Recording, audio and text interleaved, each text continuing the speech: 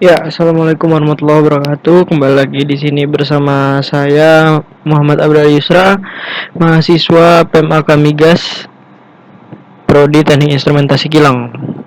Ya, teman-teman semuanya, kali ini saya akan membahas mengenai praktikum 7 tentang fungsi. Dapat dilihat ya di sini tujuannya menjelaskan pengertian fungsi, membuat fungsi, mengerti parameter dalam fungsi, dan memahami cara melewatkan parameter dalam fungsi. Oke, tanpa berlama-lama langsung saja kita ke tugas yang telah diberikan. Dimulai dari tugas pendahuluan nomor 1. Buatlah program untuk menghitung luas dan keliling lingkaran dengan menggunakan fungsi A yang tidak memiliki input dan output. Nah, kita mulai dari yang A. Jadi ini adalah pemrogramannya yang telah saya buat. Nah, ini adalah pemrogramannya.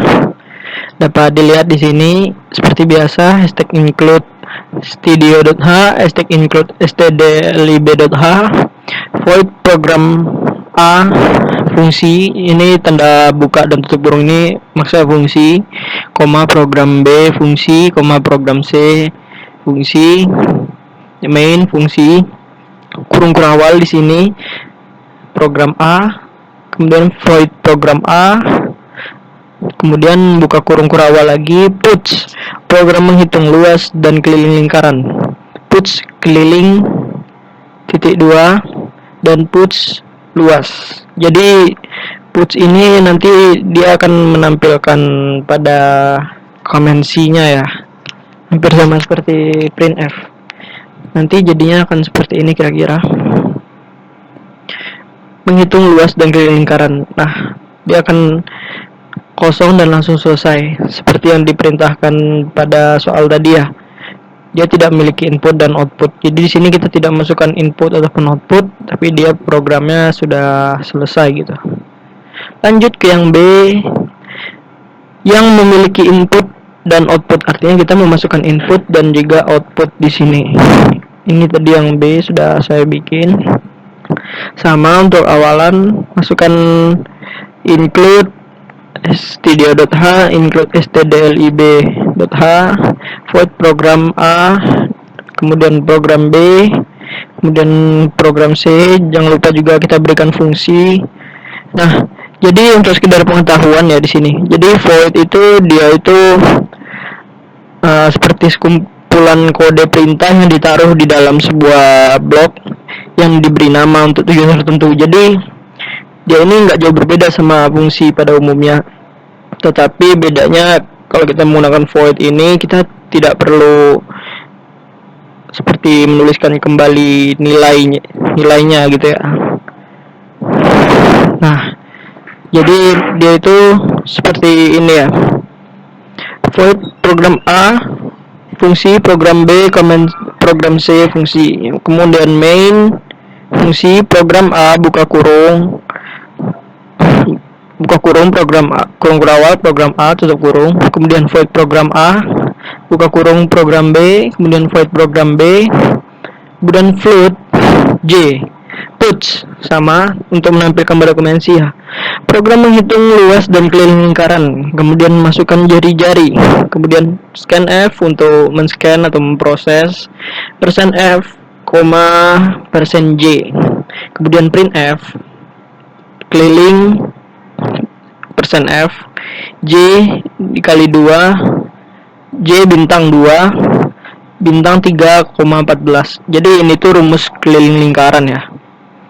Dimana 3,14 ini di sini adalah T-nya. Kemudian print F luas persen F, J dikali 3,14, rumus luas lingkaran. Nah, nanti seperti ini hasilnya. Program menghitung luas dan keliling lingkaran, masukkan jari-jari, kita masukkan misalnya 7.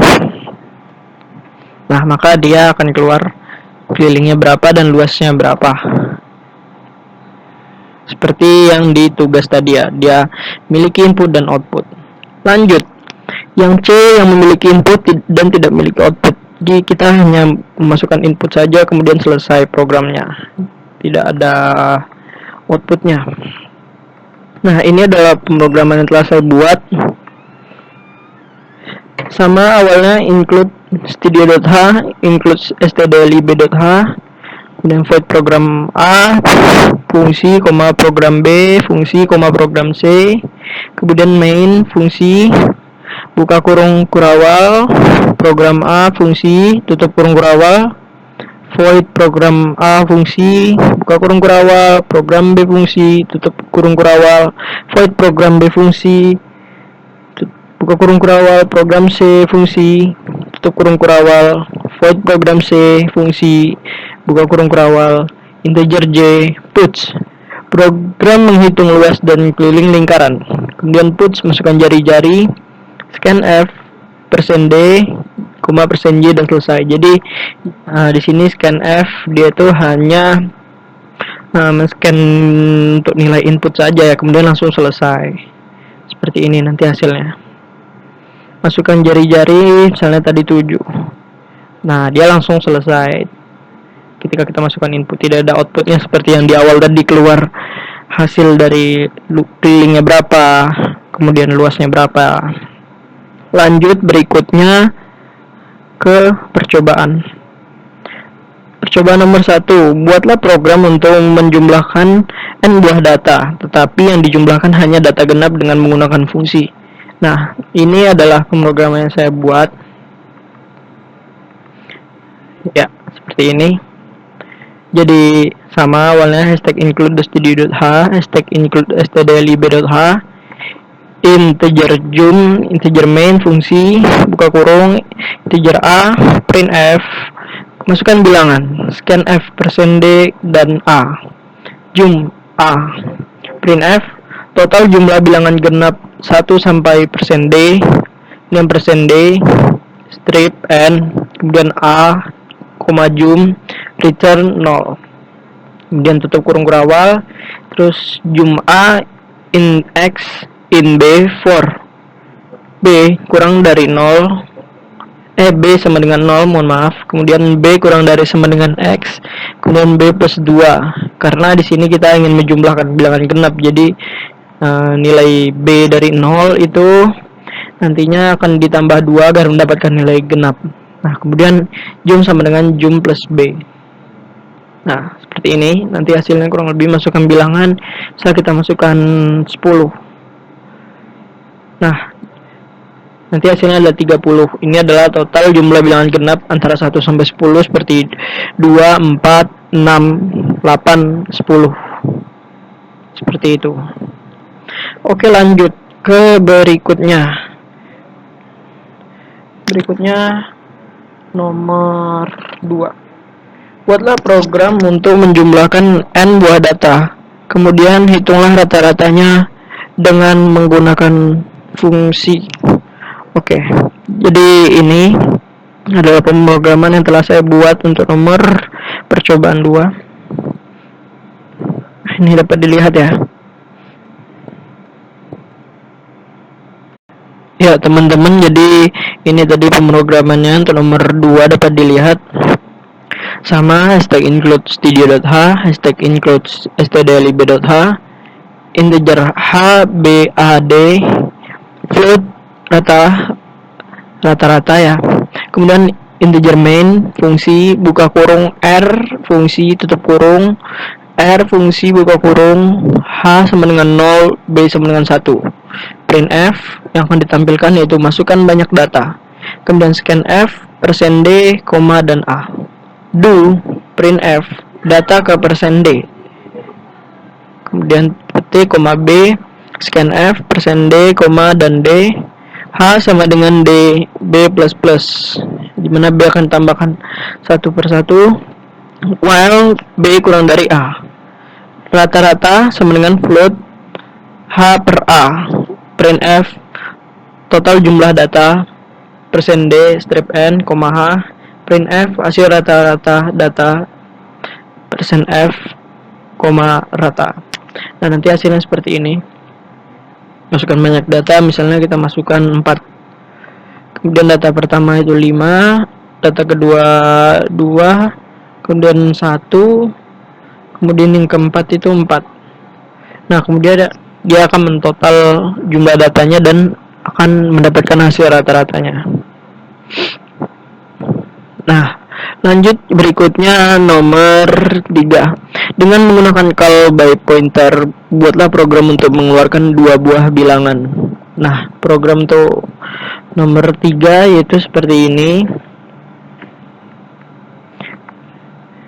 Ini yang telah saya buat sama oleh hashtag include studio.h, hashtag include stdlb.h, kemudian void u integer in main buka kurung tutup kurung fungsi ya, kemudian kurung kurawal in n, a, ini print f, masukkan nilai x, kemudian scan f, %d, dan n, u buka kurung a tutup kurung, kemudian print f y sama dengan %d, kemudian void u in a buka kurung kurawal in b print f, masukkan nilai y, kemudian scan f %d, dan d, kemudian print f x sama dengan %d garis n, kemudian koma b, kemudian tutup kurung kurawal. Nah, nanti kira-kira hasilnya seperti ini. Nah, kita masukkan nilai x, nilai x nya 3, kemudian y nya 1, maka nanti dia hasilnya akan terbalik. X nya semulanya 3, y nya 1, jadi x nya 1, y nya 3. Seperti itu hasilnya nanti untuk nomor 3. Nah, kemudian nomor 4. Dengan menggunakan fungsi, buatlah program untuk menentukan nilai terbesar dari 3 buah inputan. Tampilan, masukkan 3 buah bilangan 6, 9, 8, nilai terbesar 9. Oke. Jadi ini untuk nomor 4 pemrograman yang telah saya buat. Nah, ini tadi untuk nomor 4. Sama ya awalnya, yaitu include studio.h, kemudian hashtag include stdlib.h, in main buka kurung terbesar tutup kurung void terbesar. Sini kita tidak perlu mengulangi yang atas karena menggunakan void. Kemudian in a b c d, kemudian print f, masukkan 3 buah bilangan. Nah, kemudian scan f %d, koma dan a, koma dan b, koma dan c. If a kurang dari b, if a kurang dari c, d sama dengan a. Else d sama dengan c. If b kurang dari c, d sama dengan b. Else d sama dengan c. Print f, nilai terbesar adalah %d. Nah, jadi ini adalah pemrogramannya untuk menentukan nilai terbesarnya ya. Nanti hasilnya seperti ini. Masukkan 3 buah bilangan, misalnya kalau di soal tadi kita masukkan 6, 9, 8 ya. Masukkan 6, 9, 8, yang diantar nilai terbesar adalah 9. Nah, seperti itu kira-kira. Kemudian lanjut ke laporan resmi. Nomor 1, buatlah flowchart dari percobaan yang telah dilakukan. Nah, flowchart ini adalah flowchart yang telah saya buat. Nah, ini flowchart untuk nomor 1 percobaan 1. Dimulai dari start, kemudian jejer genjang di sini akan menampilkan pada komensi itu input data, kemudian nilai input nilai pada komensinya akan ditampilkan seperti itu. Kemudian fungsi genap di sini dia berbentuk kotak di mana dia akan melakukan pemrosesan. Kemudian ada seperti belak ketupat di sini, x sama dengan 0. Nah, kemudian di sini lanjut pemrosesan jumlah sama dengan jumlah plus nilai. Kemudian nilai kurang dari sama dengan n. Apabila ya, maka dia akan selesai. Sedangkan apabila tidak, dia akan kembali ke keluar baca untuk menginput nilai dan mengulang lagi prosesnya. Nah, seperti di sini juga bisa dilihat ketika x-nya sama dengan 0, maka dia akan kembali memproses dan kemudian akan pada ujungnya akan end. Sedangkan ini untuk nomor 2, dimulai dari start, kemudian ada jejar genjang di sini yang akan ditampilkan pada konvensi. Y sama dengan input jumlah data, X sama dengan input nilai. Kemudian di sini ada bentuk seperti bola ketupat, di mana X kurang dari sama dengan Y. Apabila ya, maka dia akan lanjut memproses jumlah plus sama dengan nilai, dan apabila tidak, dia akan kembali ke proses sebelumnya. Kemudian apabila iya tadi, dia akan memproses jumlah plus sama dengan nilai, kemudian memproses rata-rata dari jumlah dan jumlah data, kemudian akan mencetak hasil dan akan end. Kemudian pemrograman nomor 3 di sini. Di sini dimulai dari start, kemudian ada jajar genjang, nilai A sama dengan A, kemudian nilai 1, memproses nilai, maksudnya di sini dia nilai A akan diproses sebagai nilai 1, kemudian nilai A sama dengan B. Apabila nilai A sama dengan B, maka dia akan selesai. Sedangkan dari nilai A sama dengan A tadi juga akan menampilkan B sama dengan B. Kemudian nilai 2, nilai B akan diproses sebagai nilai 2. Kemudian pada jejar genjang di sini akan ditampilkan adalah nilai B sama dengan A. Dimana di sini maksudnya akan dibalik ya. Ketika di sini nilai A dimasukkan, maka printf-nya nanti jejar genjangnya itu nilai A sama dengan B. Sedangkan nilai B dimasukkan, nanti printf-nya nilai B-nya akan keluar adalah A, dan kemudian akan N. Dia akan terbalik. Kemudian untuk nomor 4 sendiri ini, nah ini tadi untuk menentukan bilangan yang terbesar, dimulai dari start. Ya, jadi di sini tuh ini adalah pemrogramannya, mulai dari start, input ABC berbentuk jejar genjang yang akan menjadi keluaran nanti pada konvensi. Nah, di sini kita bahas dari atas, nanti itu ada A besar dari B. Nah, A besar dari B itu akan ada dua pilihan, apakah A besar dari C, kemudian B besar dari C. Nah, apabila kita bahas yang atas, apabila A besar dari B dan A besar dari C, maka nanti print F atau yang keluar itu bisa A ataupun B. Sedangkan bila A besar dari B dan B besar dari C, nanti hasil keluarannya pun bisa diantara C ataupun B. Kemudian dari setiap hasil keluaran nanti akan pada tahap akhir yaitu N. Nah, kurang lebih seperti itu ke flowchart. Lanjut ke nomor berikutnya, berilah suatu fungsi ganjil yang mengembalikan nilai 1 jika argumen diberikan dalam bilangan ganjil dan mengembalikan nilai 0 jika argumen tersebut bukan bilangan ganjil. Ya, jadi akan melanjutkan nomor 2 tadi ya.